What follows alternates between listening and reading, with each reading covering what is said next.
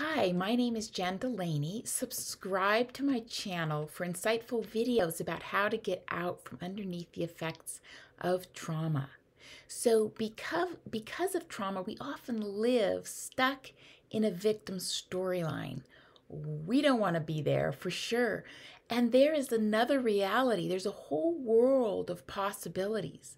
So I don't even put this in terms of Star Wars, good versus evil. So many movies that are portraying good versus evil because that's a polarity in itself, and good can set us up for some shame stories. And shame is like a embedded meteorite right in front of our heart.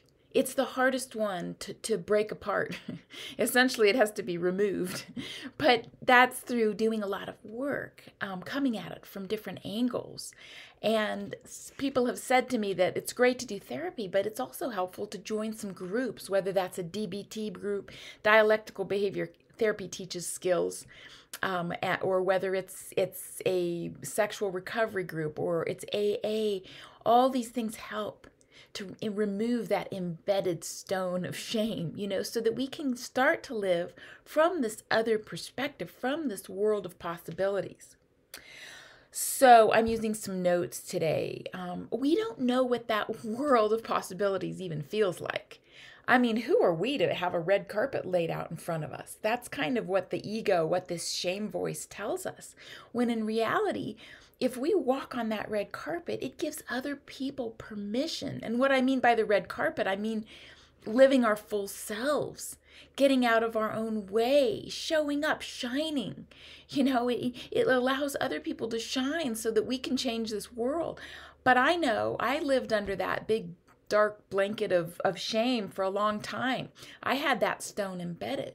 And when that was going on, I could only see my victim self. I could only be the fish in the bowl, the fish in the ocean. And so we need help. We need to get out from underneath that. And that's where the brain spotting, the EMDR, the somatic experiencing, my favorite is brain spotting. I see such tremendous healing happening in the office that's what I advocate and that's what I practice. I advocate for it because it's not a perception of disorders, it's a phenomenon. Our brains are responding to a very scary world in the only way it knows. It's the only way you've seen modeled by your parents and the rest of the world. So in order to begin living from this, I like to turn one way. It's like, this is the world of possibility over here, and this is the world, the victim storyline that just really is a big blanket that doesn't help us get anywhere. So if we're all beginning to live from this world of possibilities and get used to it in the body. So this goes beyond some sort of abstract theme and into neuroscience.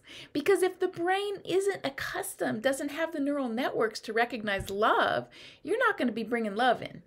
You're not going to be bringing in possibilities, because who are you to do that, right? So we have to create neural pathways for the felt sense of love. I've had people say that, once they start living from this world of possibilities, when they get triggered and want to go, let's say, drink themselves down into the rabbit hole, it feels like, I don't know, a dirty shirt or an old shoe or just something that blocks the light. It doesn't feel good anymore because they're starting to get used to living from that place of possibility rather than the trauma place. And nobody wants to live with the dirty shirt and the old shoes, the muddy shoes and pants that are torn. Nobody, and no jacket because it's really cold outside. But that's where we're living when we're in trauma. So when you start to recover, you start to see the possibilities. You're no longer the fish in the small bowl. You're the phoenix who's risen out of ashes and can see and has a bird's eye view of everything. We can make better choices. We see the opportunities that come along. We have the confidence and the esteem to meet that. So anyway, I wish you well on this journey towards the world of possibilities. I'd love to see you there, and I'd love to hear about your story. Okay, take good care.